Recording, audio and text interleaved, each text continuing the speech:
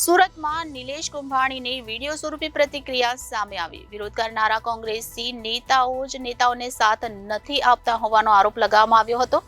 વિરોધ કરનારા જ ભાજપ સાથે સેટિંગ કરતા હોવાનો આરોપ પણ લગાવવામાં આવ્યો હતો. પ્રદેશ કોંગ્રેસ દ્વારા બૂથ લેવલે કાર્યકર્તાની વિગતો માંગી હતી. નિલેશ કુંભાણીએ વધુમાં જણાવ્યું હતું કે હું કોંગ્રેસનો કાર્યકર્તા છું અને રહીશ. મને મોવડી મંડળ પર ભરોસો છે. સુરત લોકસભા સીટના ઉમેદવાર નિલેશ કુંભાણીના ફોર્મ સામે ભાજપના ચૂંટણી એજન્ટ દિનેશ જોથાણીએ ચૂંટણી અધિકારી સમક્ષ ટેકેદારોની સહી ખોટી હોવાની ફરિયાદ કરી હતી.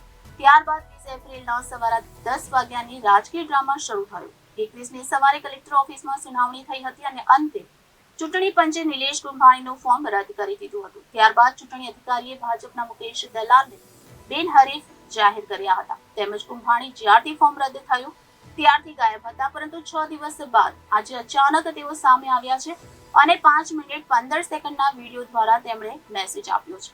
તેમણે કહ્યું કે હું તો હાઈકોર્ટમાં જવા માંગતો હતો, પણ કોંગ્રેસ નેતાઓએ સાથ ન આપ્યો. હું કોંગ્રેસ સાથે છું અને રહીશ. ઉલ્લેખનીય છે કે કોંગ્રેસે આજે સવારે જ કુંભાણીને 6 વર્ષ માટે પાર્ટીમાંથી સસ્પેન્ડ કરી દીધા છે. નમસ્કાર, હું નિલેશ કુંભાણી મોવડી મંડળના કોન્ટેક્ટમાં જ હતો. બાબુભાઈ માંગુકિયા સાથે મારો વાત થઈ હતી. આવતીકાલે સવારે હું અમદાવાદ આવવા નીકળીશ. મારા પરિવાર, સગા સંબંધી, મિત્રોને મેં કીધું હતું કે કોંગ્રેસ પાર્ટી આપણી સાથે છે, આપણે કાંઈ ડરવાની જરૂર નથી. બધાનો સાથ સહકાર લઈ અને પિટિશન દાખલ કરવા માટે હું અમદાવાદ રવાના થયો. ત્યારે કોના ઈશારે અહીં કોંગ્રેસના કાર્યકર્તાઓ ઘેરે આવી અને મારો વિરોધ પ્રદર્શન કરી મને પરત ફરવા મજબૂર કર્યો.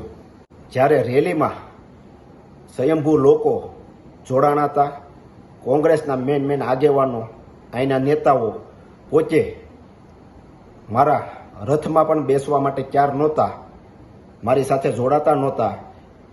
અને જ્યારે કોંગ્રેસ પાર્ટીએ કીધું હોય કે 20 તારીખ પહેલાં તમે બૂથ ઉપર કોણ બેસવાના છે, એમના નામ, નંબર, વિગત મોકલો, ત્યારે અમે અહીંના જે ચૂંટણી લડેલા હતા, જે હોદ્દેદારો હતા, એમને અમે કહેતા હતા કે આપણે બૂથની વિગતો દેવાની છે. ત્યારે એક પણ આગેવાનોએ બૂથ આપ્યા નહોતા. કાર્યકર્તાઓ જે કામ કરતા હોય, કાર્યકર્તાઓ જે બૂથ આપતા હોય, એમને પણ ના પાડતા હતા કે આપણે બૂથ આપતા નહીં. અને પબ્લિક પણ જાણે છે કે આમાં જે અત્યારે વિરોધ કરે છે એ પહેલાં ભાજપ સાથે બેસી ગયા હતા અને એક પણ અમારી સભાઓમાં કે અમારી સાથે ડોર ટુ ડોર એમાં એક પણ અહીંના આગેવાનો આવ્યા નહોતા. અત્યારે ખાલી વિરોધ કરવા બેસી ગયા છે. અગાઉ પણ એ ફૂટી ગયા હતા અને મને એકલો મેકી દીધો હતો. પ્રસાર પણ હું એકલો કરતો હતો.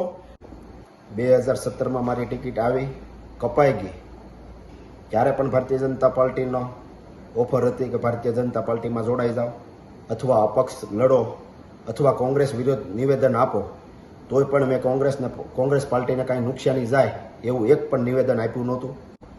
ગઈ વિધાનસભામાં ભારતીય જનતા પાર્ટી દ્વારા એવી ઓફરો આવતી હતી કે તમે પ્રસાર ધીમો કરો, કાર્યાલય બંધ કરી દો, ડોર ટુ ડોર જવાનું બંધ કરો, સભાઓ ઓછી લ્યો.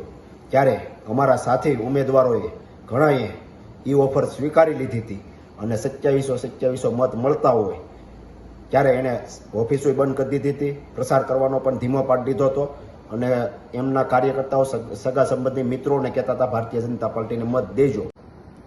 પરેશભાઈ ધાનાણી જ્યારે પહેલી સભા લેવા સુરત મોટા વરાસા આવ્યા ત્યારે કોંગ્રેસના આગેવાનો દ્વારા કોંગ્રેસનું ટેજ ટૂંકું પડતું હતું. તે પહેલાં 1-2 કોંગ્રેસના આગેવાનોને ફોડી નાખવામાં આવ્યા હતા કે કોંગ્રેસને સભાઓમાં કે ટેજમાં કે રેલીમાં નહીં જવાનું. ત્યારબાદની બીજી સભાઓમાં તમે જુઓ તો કોંગ્રેસના એક પણ આગેવાન કે એક પણ અહીંના ગણા ગાંઠા નેતાઓ મારા ટેજ ઉપર કે મારા ડોર ટુ ડોર કે મારા સભામાં નહોતા આવતા, સિવાય કે 1-2 આગેવાનો. અત્યારે જે વિરોધ કરે છે એમને તમે પૂછજો કે આમ આદમી પાર્ટીના નેતાઓ, આમ આદમી પાર્ટીના કોર્પોરેટરો, આમ આદમી પાર્ટીના કાર્યકર્તાઓ જે સાથે રહી મહેનત કરતા હતા, કોંગ્રેસના આગેવાનો, નેતાઓ કોના દબાવ આવવાથી કોને ફોડ્યા હતા અને મારી સભાઓમાં કે ટેજમાં કે મિની બજારમાં અમે ગયા હોય, ડોર ટુ ડોર એમાં નહોતા આવતા, મિની બજારની સભામાં નહોતા આવતા, મોટા વરાસા ડોર ટુ ડોર ગયા એમાં નહોતા આવતા, કતારગામ બજારમાં ગયા એમાં પણ નહોતા આવતા, માનગઢ ચોક ડોર ટુ ડોર ગયા એમાં પણ નહોતા આવતા. અત્યારે જે વિરોધ કરે છે આમ આદમી પાર્ટીના નેતાઓને અમે સ્ટેજ ઉપર બોલાવી અને પ્રસાર કરતા હતા, સભાઓ લેતા હતા. ક્યારે કોંગ્રેસના આગેવાનો વિરોધ કરતા કે આમ આદમી પાર્ટીને તમે કેમ સાથે રાખો છો. ત્યારે હું કહેતો આપણે ઇન્ડિયા ગઠબંધન છે એટલા માટે આપણે આમ આદમી પાર્ટીના નેતાઓને સાથે રાખવા પડે, આમ આદમી પાર્ટીના કોર્પોરેટરોને સાથે રાખવા પડે. એમને મત મળ્યા છે, એ આપણો પ્રસાર કરે છે તો આપણે એમને સાથે રાખવા પડે. તો ક્યારેક કોંગ્રેસના અહીંના ગણી ગાંઠે નેતાઓ એમનો વિરોધ કરતા હતા કે એમને સાથે રાખવામાં એ તમને હું જીતાડી દેવાના છે. મેં પ્રતાપભાઈ દુધાતને અનેક વાર કીધું તમે સભાઓમાં મારી સાથે આવો, તો એમણે કીધું હું ફોર્મ ભરતી વખતે તારી સાથે આવે તું અમરેલીની તારીખ પછીની તારીખ લેજે.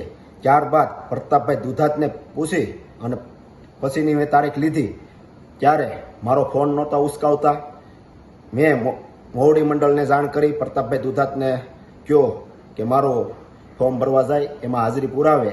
ત્યારે પ્રતાપભાઈ દુધાત પણ આવ્યા નહોતા અને જે મારી નાખવાની ધમકી આપે છે એ જો હાજર હોત તો આ પરિસ્થિતિનું નિર્માણ ના બન્યું હોત.